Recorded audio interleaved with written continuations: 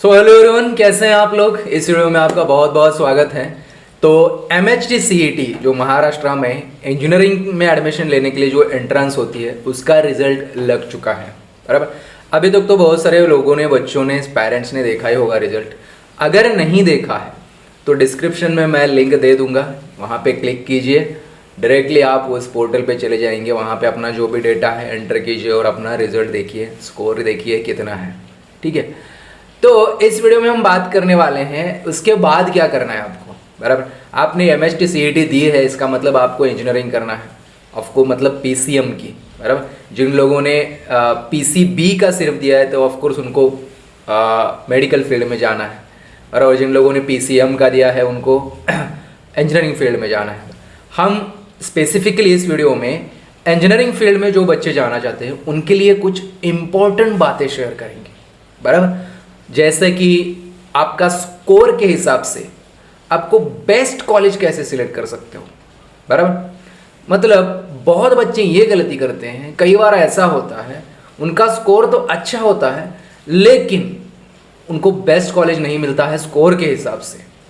और कई बच्चे ऐसे होते हैं जिनका स्कोर कम होता है लेकिन वो अच्छे कॉलेजेस सिलेक्ट करने की वजह से उनके कट ऑफ के हिसाब से उनको उनके स्कोर के हिसाब से अच्छा कॉलेज मिल जाता है। बराबर, तो अच्छा कॉलेज क्यों मिलता है उनको? क्योंकि उन्होंने सही से प्रोसेस फॉलो किया है। बराबर, अब वो प्रोसेस क्या है पूरी तरीके से इस वीडियो में डिस्कस करेंगे। बराबर, ठीक है। तो सबसे पहले तो मैं आपको बता दूं, आप अगर इंजीनियरिंग में जा रहे हैं किसी भी कॉलेज में तो एक बात दिमाग में रखना, 4 इयर्स की डिग्री होती है। बराबर, first year, second year, third year, final year. बराबर, तो आपको उस कॉलेज में 4 साल निकालने हैं। तो ये कोई कम समय नहीं है, लंबा पीरियड होता है। 4 साल मतलब कोई छोटी बात नहीं होती है। बराबर, तो 4 साल निकालने हैं, इसका मतलब आपको कॉलेज जो है वो सोच समझ के चूज करना है। नहीं यार, इसने ये डाला है, उसने वो डाला है, ये भी मैं डाल देता हूँ एडमिशन लेते वक्त ऑप्शन फॉर्म में, तो चलिए देखते हैं, ये डाल के देखते हैं। वो नहीं, देखो ये मजाक नहीं है, ये वेरी सीरियस प्रोसेस होता है। क्योंकि अगर आप इसमें मजाक करते हो, गलती से ऐसा कॉलेज लग जाता है जो आपको लेना ही पड़े, और आप बहुत बच्चे बाद में बोलते हैं सर मुझे ये लगा है लेकिन मुझे नहीं लेना है, तो डाला क्यों था? बराबर, ये सवाल आता है फिर। तो अगर आपको नहीं लेना था वो कॉलेज तो ऑप्शन फॉर्म में आपको नहीं डालना था। बराबर, ऐसे ही कॉलेज डालने हैं जिसमें आपको लगा तो आपको वो जाना चाहिए खुशी खुशी। ठीक है, तो स्टेप वाइज मैं बताऊंगा करना क्या है। सबसे पहले आपका स्कोर MHT CET का दिमाग में रखिए, कितना भी हो, 80 percentile, 90 percentile, 95 percentile, 99 percentile, doesn't matter, जो भी स्कोर है वो अपने दिमाग में रखो। बराबर, स्टेप नंबर 2, उसके बाद पिछले साल का कट ऑफ देखना है आपको। सर पिछले साल का कट ऑफ मतलब क्या? पिछले साल का जो भी एडमिशन प्रोसेस हुआ था, कैप राउंड 1 का हो, कैप राउंड 2 का हो। बराबर, तो आपको जो कॉलेजेस चाहिए आपके दिमाग में होता है, राइट। मुझे पुणे में जाना है पढ़ने के लिए, मुझे मुंबई जाना है, मुझे सोलापुर जाना है, मुझे कोल्हापुर जाना है, कोई भी सिटी हो सकती है। बराबर, कोई भी डिस्ट्रिक्ट हो सकता है। तो उसमें पहले उस डिस्ट्रिक्ट में कॉलेज कितने हैं वो देखिए। बराबर, तो वो कॉलेज की एक लिस्ट बनाई है। बराबर, उसके बाद वो जो कॉलेजेस हैं उनका कौन से कोर्सेस अवेलेबल है उस कॉलेज में वो देखिए। बराबर, ऐसा हो सकता है आपको कॉलेज तो अच्छा लगे लेकिन जो कोर्स चाहिए उस कॉलेज में है ही नहीं। समझ रहे हैं मेरी बात को? आई थिंक आप समझ रहे हैं। बराबर, तो ऐसे तो आजकल तो मैं बता दूं, बहुत सारे बच्चे ऐसे हैं 70-80% कंप्यूटर चाहते हैं या फिर IT चाहते हैं। बराबर, या फिर ये दोनों नहीं मिले तो तीसरा प्रेफरेंस होता है इलेक्ट्रॉनिक्स एंड टेलीकम्युनिकेशन। क्योंकि बच्चे जानते हैं ये 3 ब्रांच लेके हम आगे जाके IT में जॉब कर सकते हैं। बराबर, इसलिए इसका डिमांड बहुत ज़्यादा बढ़ रहा है। IT के पैकेजेस वगैरह कंपेरेटिवली अदर कोर्सेस बहुत अट्रैक्टिव पैकेजेस होते हैं। बराबर, तो वो थोड़ा दिमाग में सबके हैं। और एक बात बता दूं, एक नया कोर्स पिछले कुछ सालों से कॉलेजेस इंक्लूड कर रहे हैं, artificial intelligence and data science. तो वो जो कोर्स है ना, उसके बारे में आप थोड़ा रिसर्च कीजिए।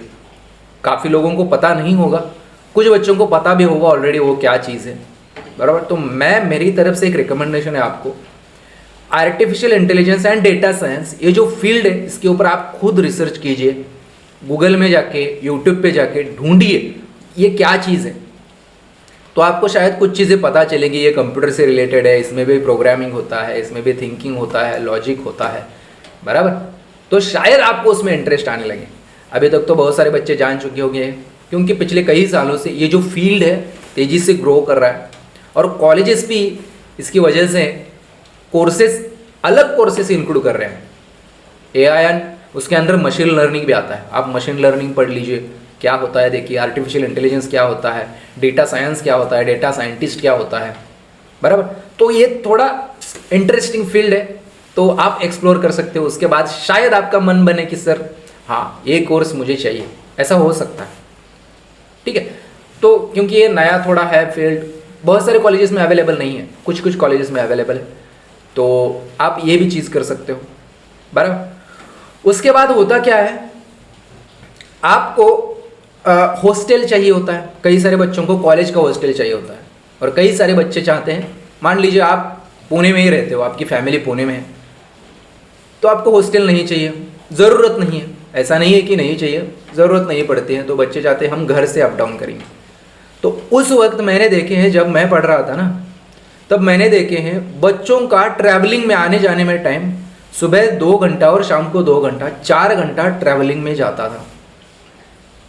तो it does not make any sense, remember this. आपका ट्रैवलिंग में हर दिन 4 साल अगर 4 घंटा जाता है ना, तो आप बहुत कुछ मिस कर रहे हो अपनी लाइफ में, बराबर। तो आपको सोचना है, 4 घंटा आपको बिल्कुल वेस्ट नहीं करना है। एक काम करो, उस कॉलेज के पास, कॉलेज के अंदर कहीं पे भी आप हॉस्टल या बाहर कॉलेज के पीजी में आप रह सकते हो, बराबर। या फिर आपको फैमिली से अप डाउन करना है, तो आप जहाँ पे रहते हो वहीं का आसपास का कॉलेज लिख लो। आधा घंटा वगैरह ठीक है यार, 4 घंटे में आप बहुत पढ़ाई कर सकते हो।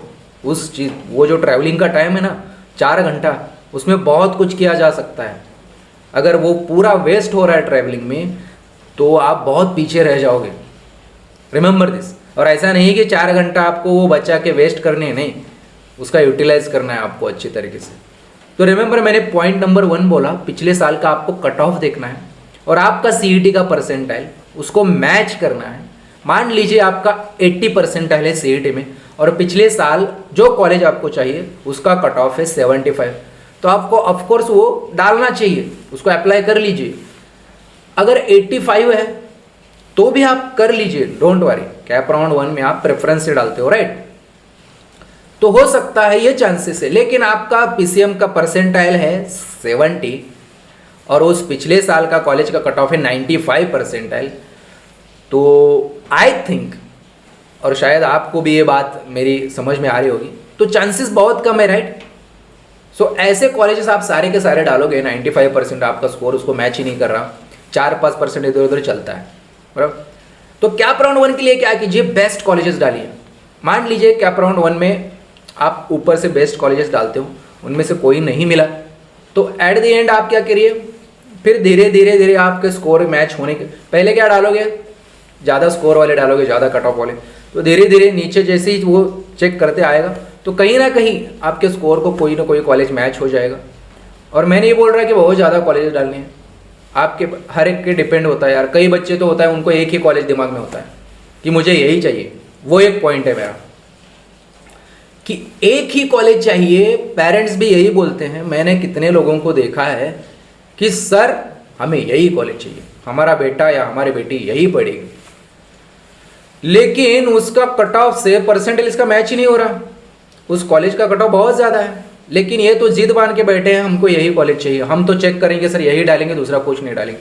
तो कैप राउंड 1 में डाला, पिछली बार की बात बता रहा हूँ, एक जन ने डाला कैप राउंड 1 में, पेरेंट्स ने, कि यही कॉलेज डालिए, हम दूसरा कुछ नहीं डालेंगे, बराबर। तो उन्होंने डाला, वो कॉलेज नहीं मिला, कट ऑफ बहुत ज़्यादा था। और कैप राउंड 2 में भी वही डाला।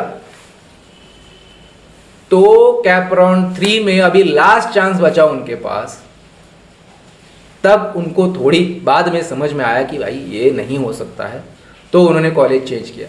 तो ये दिमाग से निकाल लीजिए कि मुझे यही कॉलेज चाहिए, नहीं एक ही कॉलेज मतलब ऐसा, ये आपको दिमाग में थोड़ा ऐसा लग सकता है लेकिन वो रियलिटी में ऐसा नहीं करना चाहिए। आप समझ में आ रहा है बात?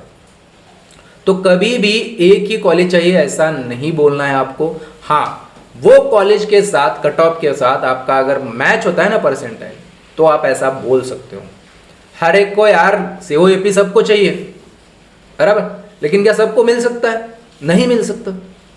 जिनका कट ऑफ उसको मैच नहीं होता उनको COAP दिमाग में रखने की कोई ज़रूरत नहीं है। और ये सबसे पहले दिमाग से ये भी निकाल दो कि आप लोअर लेवल के कॉलेजेस जो होते हैं, जैसे कि कोई भी कॉलेज COAP तो थोड़ा हायर लेवल मानते हैं, तो उसके लोअर लेवल हम बाकी कॉलेजेस मानते हैं। तो कई बच्चे ऐसे हैं जिन कॉलेज को कोई नहीं जानता, उस कॉलेज से पास आउट होके बहुत कुछ सक्सेसफुल अचीव किया है उन्होंने, बहुत बड़े लेवल पे हैं, चाहे वो किसी कंपनी में ऑर्गेनाइजेशन हो या खुद का बिजनेस हो, कुछ भी हो। तो कॉलेज आपका सक्सेस डिसाइड नहीं करेगा, रिमेंबर दिस। तो ये दिमाग से निकाल दो सबसे पहली बात, और ऐसी कोशिश करो, ऐसे कॉलेजेस डालो कि कैप राउंड 1 में ही आपका सिलेक्शन हो जाए अच्छे से, तो आपको बाद में झंझट नहीं रहेगा बराबर। मैं नहीं बोल रहा 1 डालो, 2 डालो, 3 डालो, ज़्यादा कॉलेजेस डालो, 15, 20, 25 कॉलेजेस डाल सकते हो, कोई प्रॉब्लम नहीं है, लेकिन दिमाग लगाना है आपको बराबर। कट ऑफ देखा बराबर, तो उसके बाद फीस स्ट्रक्चर होता है, तो उस कॉलेज का फीस स्ट्रक्चर सर्च कीजिए बराबर। और मैं एक आपके लिए चीज़ कर रहा हूँ, क्या कर रहे हो सर बताओ हमको।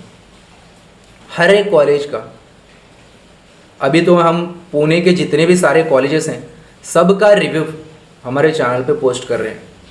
कॉलेज का फीस स्ट्रक्चर हो, लोकेशन हो, कैंपस हो, उसके बाद लास्ट ईयर का कट ऑफ बराबर, उसका प्लेसमेंट का अगर डेटा मिलता है तो वो भी हम बता रहे हैं।